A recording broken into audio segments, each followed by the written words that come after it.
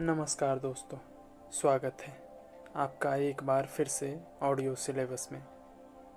आज हम एक ऐसे महान विचारक के बारे में जानेंगे जिनका नाम है फ्रेडरिक एंगल्स।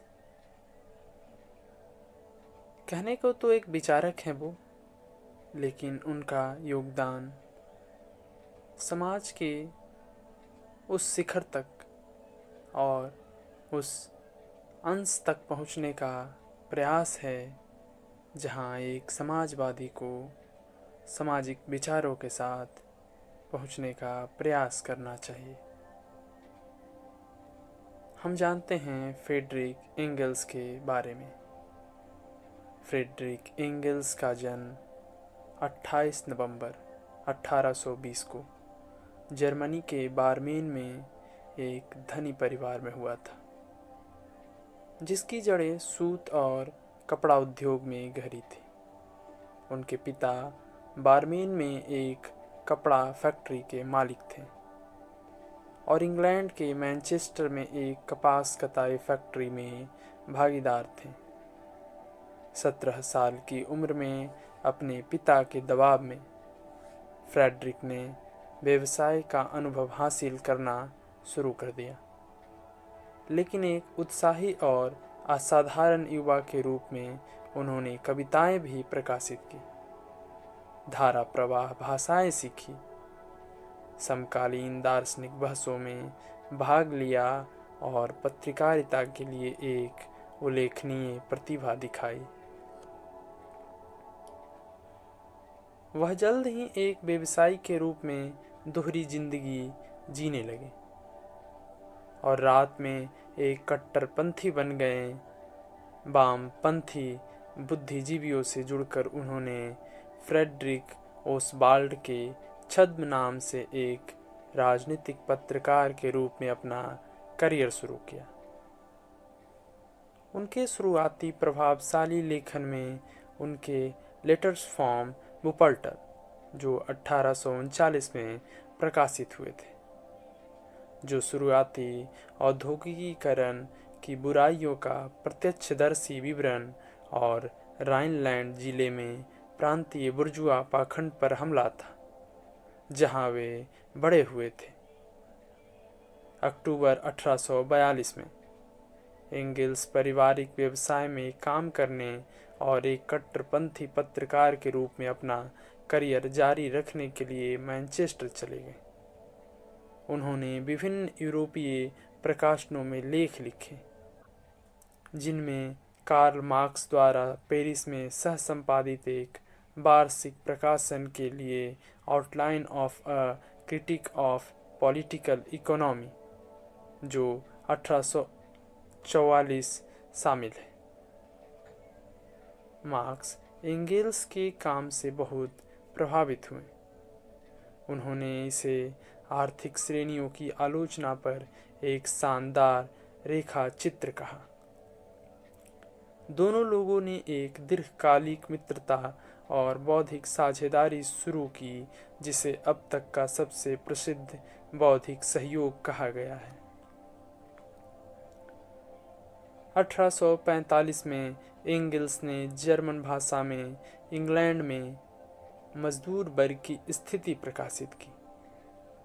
अपने स्वयं के अवलोकनों और समकालीन रिपोर्टों के आधार पर इस पुस्तक में अंग्रेजी श्रमिकों द्वारा प्रतिदिन झेले जाने वाली भयावहताओं का वर्णन किया गया है। घनी भीड़ वाली शहरी झुंगियों की गंदी सड़कें, खस्ता हाल और अपमानजनक रहने के स्थान, बिखरते परिवार और यहाँ पुनरुत्पादित अंश में अप्रिय, असुरक्षित और शारीरिक रूप से दुर्बल करने वाली फैक्ट्रियाँ। एंगल्स की पुस्तक का बहुत बड़ा प्रभाव पड़ा और इसे औद्योगिक समाज और उसकी स्थितियों के खिलाफ अब तक लिखी गई सबसे अच्छी गाली कहा गया। एंगल्स अब मार्क्स के साथ महाद्वीप पर शामिल हो गए, शुरू में ब्रुसेल्स में और अगले कई वर्षों तक उनके साथ मिलकर काम किया और एक अंतर्राष्ट्रीय क्रांतिकारी आंदोलन की बौद्धिक और राजनीतिक नींव रखी। उन्होंने the Holi family 1845, the German ideology 1846 और सबसे प्रसिद्ध द कम्युनिस्ट मैनिफेस्टो 1848 का सहलेखन किया। उन्होंने विभिन्न श्रमिक समूहों, गुप्त समाजवादी समाजों और शुरुआती कट्टरपंथी राजनीतिक दलों को पहले लीग ऑफ द जस्ट और फिर इंटरनेशनल कम्युनिस्ट लीग में बदलने में अपनी ताकत का इस्तेमाल किया। जब 1840 के दशक के अंत में महाद्वीप पर क्रांति की उम्मीदें धूमिल हो गई तो एंगल्स और मार्क्स इंग्लैंड चले गए। एंगल्स मैनचेस्टर में पारिवारिक व्यवसाय में लौट आए, जबकि मार्क्स लंदन में रहते थे और लिखते थे। एंगल्स ने कपड़ा उद्योग में कमाए धन से मार्क्स का समर्थन किया। उन्होंने अपनी स्वयं की क्रांतिकारी गतिविधियां भी जारी रखी। वे मार्क्स के सबसे प्रभावी लोकप्रियकर्ता और प्रचारक बने। वास्तव में जब मार्क्स ने दास कैपिटल 1859 का खंड एक प्रकाशित किया तो बहुत कम लोग इसे समझ पाए थे। यह एंगल्स की विभिन्न पत्रिकाओं में खंड की समीक्षा थी, जिसने इतिहास की भौतिकवादी अवधारणा और आर्थिक और सामाजिक विश्लेषण की द्वंद्वात्मक पत्ती को सबसे अधिक स्पष्टता और प्रेरकता के साथ प्रस्तुत किया। एंगल्स ने विभिन्न कार्यों में प्रतिस्पर्धी क्रांतिकारी कार्यक्रमों के बीच मार्क्स के प्रभाव को समेकित किया। 1883 में मार्क्स की मृत्यु के बाद एंगल्स ने मार्क्स और मार्क्सवाद पर प्रमुख अंतर्राष्ट्रीय अधिकारी के रूप में कार्य किया।